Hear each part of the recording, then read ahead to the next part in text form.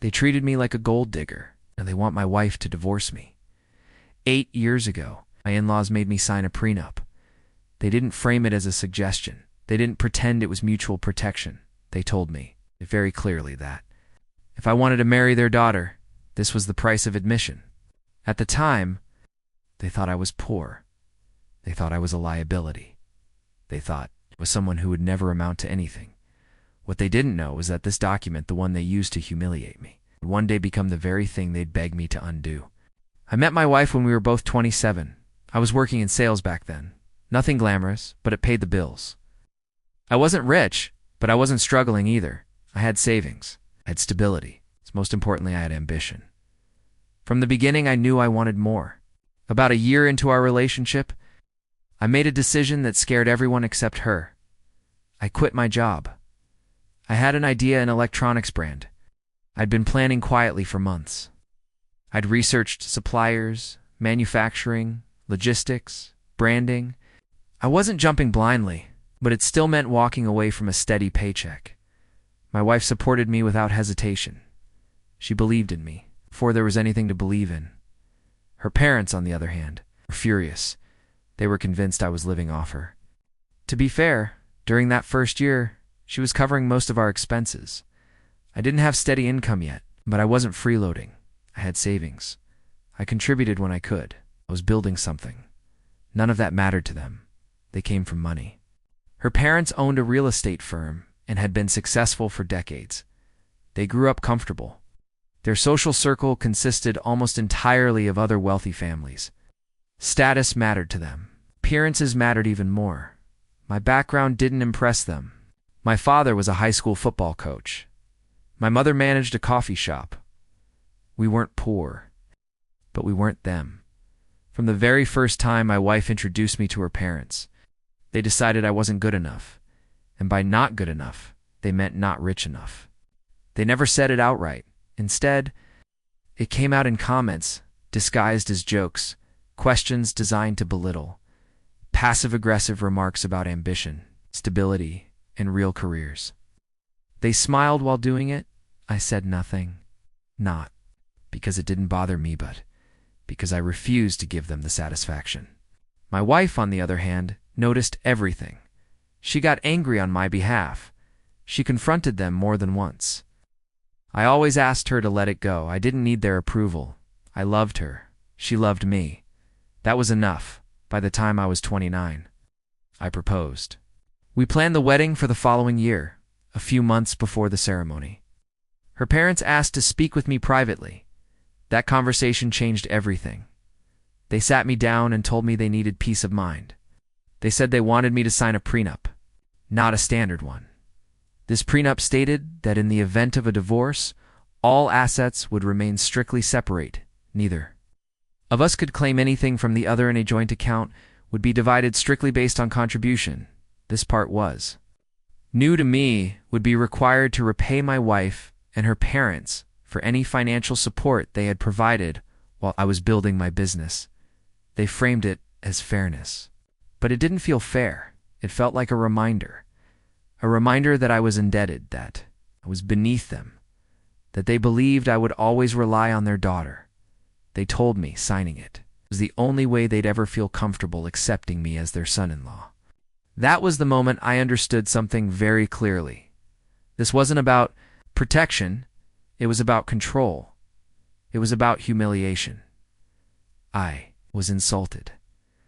Deeply, not just because of the prenup, but because of the assumptions behind it. They assumed I would never succeed. They assumed I would always need their money. They assumed I was marrying their daughter for security. None of that was true, but I signed it anyway. Not because I agreed with them, but because I refused to let them sabotage my marriage. When they presented it to my wife, she was furious. She wanted to fight them. I stopped her. I told her I'd already decided.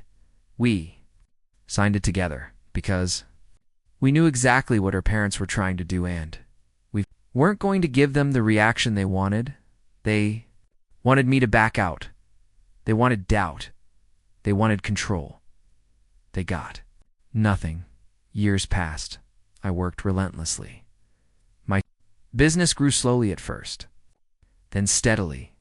Then, in the last 2 years, something clicked.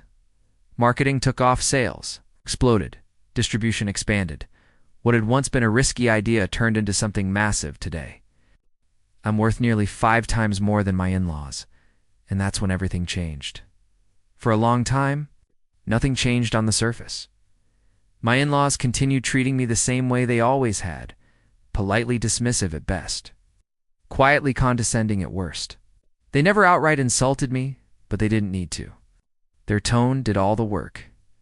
Every achievement, a mention was met with a nod and a quick subject. Change. Every struggle was met with thinly veiled satisfaction. I didn't care. I had stopped measuring my worth through their eyes a long time ago. What mattered was that my wife and I were solid. We built a life together. We had our son. We found a rhythm that worked for us. I worked endlessly, and she carried more than her fair share of the household load in the early years. But we never kept score. When my business finally stabilized and started generating real income, the balance shifted naturally. She no longer needed to dip into her own money for shared expenses. I covered everything: bills, savings, vacations. Her parents' support quietly stopped. Without a word, not because I asked, but because it was no longer necessary. And I thought naively that maybe, finally, things would settle. I was wrong. About 8 years into our marriage, my company experienced explosive growth, the kind you don't see coming. What had once been steady became exponential. Social media marketing finally clicked. A few key partnerships paid off. Word spread faster than I could have planned. Revenue tripled, then doubled again, and suddenly, without any announcement or fanfare, I crossed a line my in-laws never expected me to. Rhea surpassed them, not by a little, by a lot. I didn't broadcast it. I didn't brag. I didn't change how I lived. But money has a way of revealing itself anyway. Through purchases, through investments, through comfort. And that's when the tone shifted. A few weeks ago, my in-laws came to visit. At first, everything felt normal, too normal. We had dinner together, talked about our son, made small talk. They were unusually pleasant, almost warm. I noticed it, so did my wife. After dinner, once our son was asleep, they asked us to sit down. That's when they brought it up. They said they'd been thinking a lot. They said they'd reflected on the past. They said they believed it was time to speak to their lawyers and have the prenup dissolved. My wife looked surprised, so did I for about half a second. Then everything clicked. I declined. Not aggressively, not emotionally, just calmly. I told them I didn't think it was necessary. I reminded them politely that they had insisted the prenup was the only way they could ever feel safe accepting me into their family. I said I wouldn't want them to lose that sense of security. I even tried to sound sincere. They didn't miss the sarcasm. They said a lot had changed since then, that we had a child now, that years had passed, that they no longer had doubts about my intentions. I listened. Then I said no again. I told them I wasn't interested in discussing it further. That's when the atmosphere changed. They became agitated. They reminded me that they had come up with the idea of the prenup in the first place. That meant, in their minds, that I should respect their wishes now that they wanted it dissolved. They said they were older, more experienced, that I should take their advice to avoid bitterness. In the future, I didn't understand what bitterness they were talking about. My wife and wife. We weren't unhappy. We weren't planning on divorcing. So I said that I told them there was no need to dissolve something that had never been an issue for us. They refused to drop it. The discussion turned into an argument. Years of buried tension surfaced all at once, and for the first time, said what I'd been holding back for almost a decade. I told them the truth, that the prenup had never been about fairness. It had been about humiliation, about reminding me that I wasn't in their tax bracket, that they had assumed I'd always be dependent, and now that I'd surpassed them financially. They wanted to pretend none of that had ever happened. They denied it. Of course they did. They said they'd only ever wanted to protect their daughter, that if I'd turned out to be a gold-digging husband, they wanted her to have a safety net. They said they were just being responsible parents. I got tired, emotionally drained, so I told them the night was over and asked them to leave. It was late. Our son was asleep. I wanted peace. They took offense. They told me the only reason. That was the moment something snapped, because that simply wasn't true. They had never supported me. They had supported their daughter, and there's a difference. Yes, they had sent money occasionally in the early days, but only when she asked, and only for her. I had savings. I had offered to use them. She'd told me not to, because her parents were willing to help her, not me. They had never believed in my business, never encouraged. They never made me feel welcome, never treated me like family. So for them to now claim ownership over my success felt insulting. I told them that, and the argument exploded. They accused me of being ungrateful. I told them gratitude doesn't come from obligation. It comes from respect. They turned to my wife. They told her she needed to make a choice, that they'd tried to support our relationship long enough, that my refusal to acknowledge their role proved I didn't respect them. My wife managed to get them to leave that night, but the damage was done. In the days that followed, my wife stayed in touch with them. She wanted them to apologize. She wanted things to go back to normal, I told her. I didn't need an apology. I just wanted space. They could see our son. They could have a relationship with him. I simply didn't want to engage with them anymore. I thought that was reasonable. Then she showed me the messages. They were trying to convince her to divorce me. They claimed I was suspicious, now that I had money. That my refusal to dissolve the prenup proved I didn't trust her. That I didn't love her enough to respect her family. They insisted she reconsider the marriage now, before it was too late. I could barely believe it. She wasn't buying any of it, but she was exhausted. The only point she struggled with is the financial help they'd provided early on. She felt guilty. I didn't, because that help had never been about me, and if they wanted the money back, I was more than willing to repay it. I just refused to let them use it as a weapon. A week later, I made a decision. I would pay them back. Every dollar they claimed to have contributed. Not because I owed them, but because I wanted to cut the last thread of control they had over us. I discussed it with my wife. She agreed. We thought it would end things. We were wrong. They were offended. They said it was never about money. Now it was about respect. They accused me of years of disrespect, ignoring the fact that they had spent years disrespecting me and my family. They said paying them back wouldn't fix anything. They kept pushing. Divorce, custody, control. That's when my wife stopped responding, and that's when they showed up at our house. It had been a little over 2 weeks since that night. 2 weeks since the argument that cracked everything open. For the first few days afterward, my wife tried to keep the peace. She called her parents, texted them, tried to explain calmly, patiently why they were wrong, and why pushing the prenup and questioning our marriage was crossing a line. They didn't listen. Every conversation ended the same way. Divorce, suspicion, control. Eventually, she stopped responding, not out of anger, but exhaustion. She told me she felt like she was talking to a wall, that no matter how clearly she explained our side, they refused to hear it. They weren't interested in fixing anything unless it was on their terms, so she went quiet. That silence didn't last long. They showed up at our house. Unannounced on a Saturday afternoon, I was the one who opened the door. They walked past me without a word.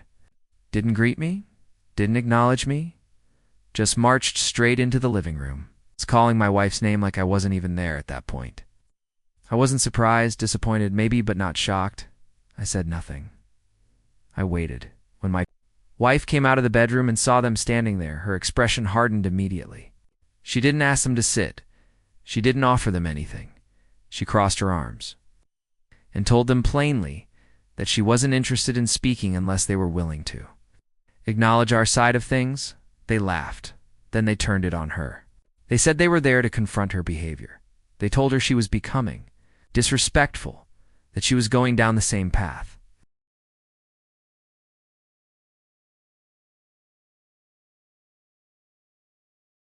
"If he's indebted to us," her father said, "then so are you." I saw it in her face, the exact moment she snapped. She raised her voice. She told them she never asked them for anything, that they had offered help on their own terms, that parents helped their children out of love, not to weaponize it years later. She told them that if they had wanted to say no, they could have. We would have figured it out, just like millions of other couples do. They didn't like that. The argument escalated quickly. Voices rose. Accusations flew. I stayed where I was silent, watching, because I knew that if I spoke too soon, it would only make things worse. But when my wife started shaking with frustration, I moved to her side, not to argue, just to support her. That was enough to set them off. They turned on me instantly, blamed me for everything, said this whole situation existed because I refused to dissolve the prenup, that I was the problem, that I was poisoning their daughter against them. I corrected them calmly. I told them this didn't start with the pre-nu. It started years ago when they decided I wasn't good enough because I didn't come from their world. When they treated me like an outsider, when they assumed I was with their daughter for money, I told them I'd put up with it because I loved her, because I didn't want to cause drama, but that didn't mean I'd accept it forever.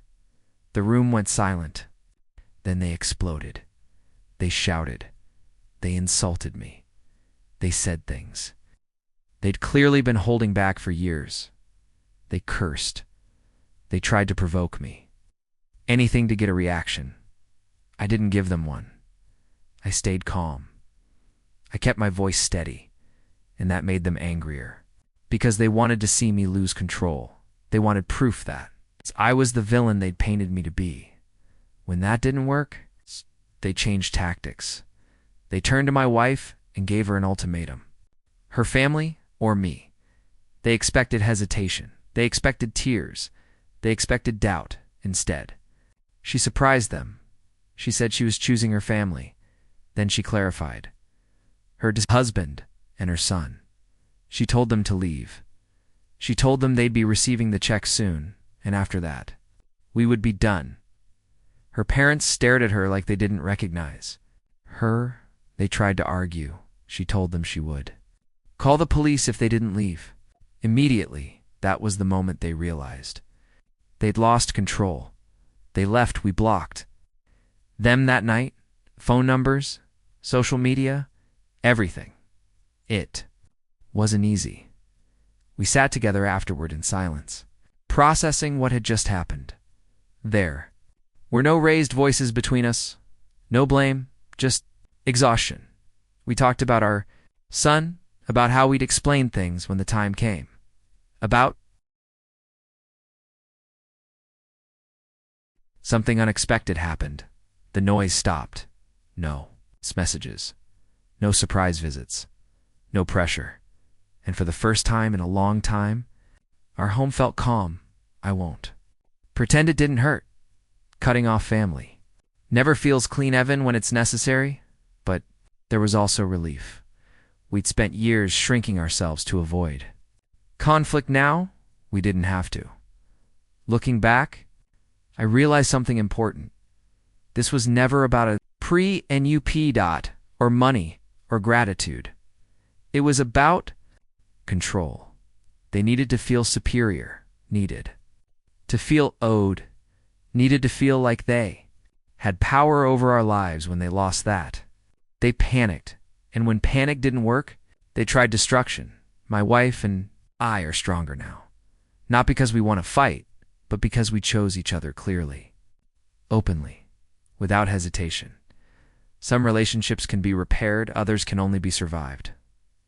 For now, distance is the healthiest choice. Maybe someday reconciliation will be possible, but only if it comes with respect, until then. We protect our peace and our family after they left that day.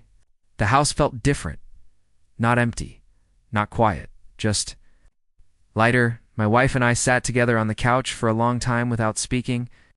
Our son was playing in his room, completely unaware that something fundamental had shifted in the adult's world.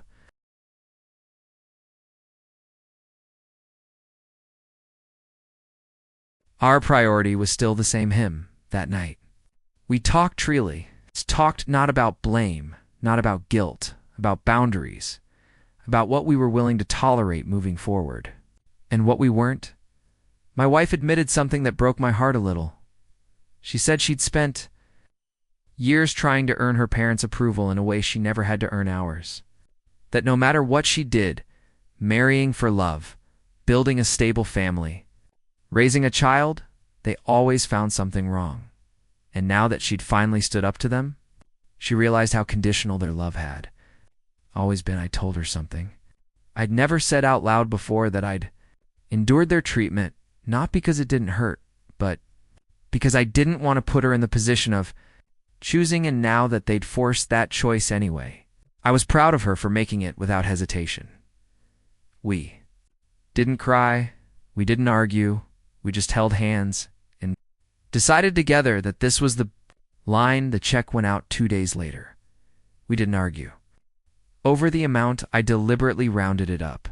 Every dollar they had ever contributed, plus more, enough to make it undeniably clear that there were no remaining debts, financial or emotional. We attached a brief note, polite, neutral, final. It stated that the payment was reimbursement for any financial assistance provided in the early years of our marriage, and that going forward we expected no further contact, unless it was respectful and appropriate. No accusations, no defensiveness, just boundaries. They cashed it within 24 hours. No response. That silence told us everything we needed to know. It was never about money. It was about leverage. And once that leverage was gone, so was their interest in pretending this could be fixed. A week passed. Then, too, my wife occasionally checked her phone out of habit, but there were no messages. No calls, no apologies, no attempts at reconciliation at first. That hurt her. Then it relieved her, because hope false, hope is exhausting. We started focusing on our own lives again, normal things, work, school, pickups, weekend breakfasts, date.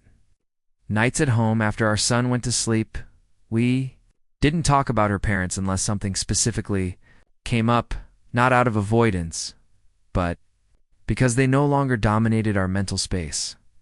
One evening, my wife asked me a question she'd been holding back. If they came back tomorrow, she said, and apologized. Really apologized.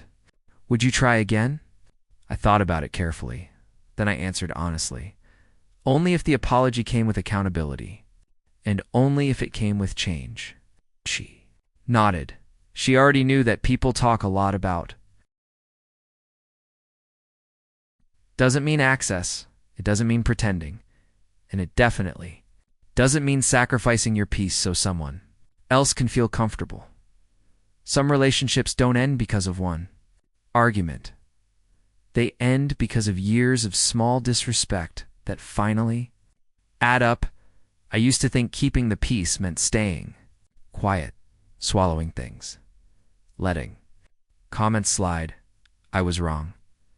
Real peace comes from clarity, from knowing where you stand, from choosing yourself when someone else refuses to treat you with basic respect. As for the prenup, it's still in place.